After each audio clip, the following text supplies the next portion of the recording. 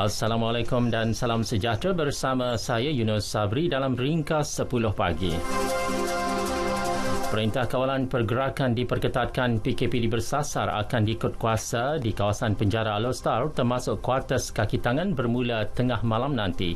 Pelaksanaannya untuk tempoh 2 minggu. Menteri Kanan Keselamatan Datuk Seri Ismail Sabri Yaakob berkata, pelaksanaan perintah itu bertujuan membendung jangkitan dan penularan COVID-19 selain membolehkan aktiviti pengesanan kes secara bersasar. Sepanjang tempoh itu, pergerakan keluar dan masuk seperti lawatan anggota keluarga tahanan tidak dibenarkan. Sementara itu, Universiti Sultan Zainal Abidin UNIZA ditutup sementara selama 3 hari bermula hari ini. Ia bagi membolehkan kerja-kerjanya hukuman dilakukan susulan seorang kaki tangannya disahkan positif COVID-19. Naib Chancelornya Profesor Datuk Dr. Hassan Basri Awang Maddahan berkata, penutupan melibatkan semua kampus iaitu kampus Gombadak, kampus Perubatan dan kampus Besut. Dalam tempoh penutupan itu, proses pengajaran dan pembelajaran akan dijalankan secara dalam talian. Disandarkan mulai pukul 9 pagi tadi, semua pemandu bas mini di daerah itu dikendaki menjalani ujian saringan COVID-19. Pengerusi Lembaga Pelesenan Kenderaan Perdagangan LPKP Sabah, Datuk Kim Hyung berkata, arahan tersebut dikeluarkan pejabat LPKP Sandakan atas permintaan pejabat kesihatan daerah. Mereka dinasihatkan berbuat demikian bagi mengelak daripada dikenakan tindakan di bawah Akta Pencegahan dan Pengawalan Penyakit Berjangkit 1988. Gempa bumi sederhana berukuran 5.3 pada skala Richter menggegarkan Mindoro, Filipina awal pagi tadi.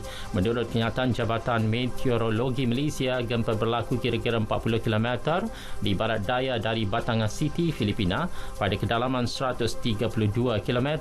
Bagaimanapun, kejadian berkenaan tidak membawa ancaman tsunami kepada Malaysia.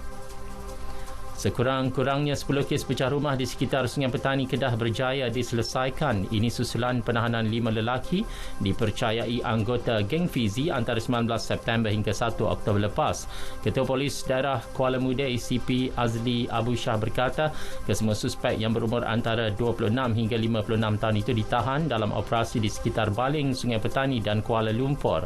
Ia selepas satu laporan kes pecah rumah mewah di Bandar Utama Sungai Petani dibuat pada 14 September lepas melibatkan kerugian kira-kira 2 juta ringgit. Pihak polis masih berusaha mengesan seorang wanita tempatan yang disyaki terlibat dalam kejadian itu. Sukan Kuching FA menjadi pasukan ke-14 layak kepilihan Malaysia selepas mencipta kejutan menewaskan JDT 2 2-1 di laman sendiri. Kemenangan keempat berturut-turut itu menyaksikan Kuching FA mengumpul 13 mata melonjak ke tangga kelima. Kini 2 lagi slot ke Piala Malaysia menjadi buruan 4 pasukan iaitu Kelantan, Negeri Sembilan, Kelantan United dan UKM FC. Sekian berita yang disunting oleh Zamzuri Zawawi. Assalamualaikum dan salam sejahtera.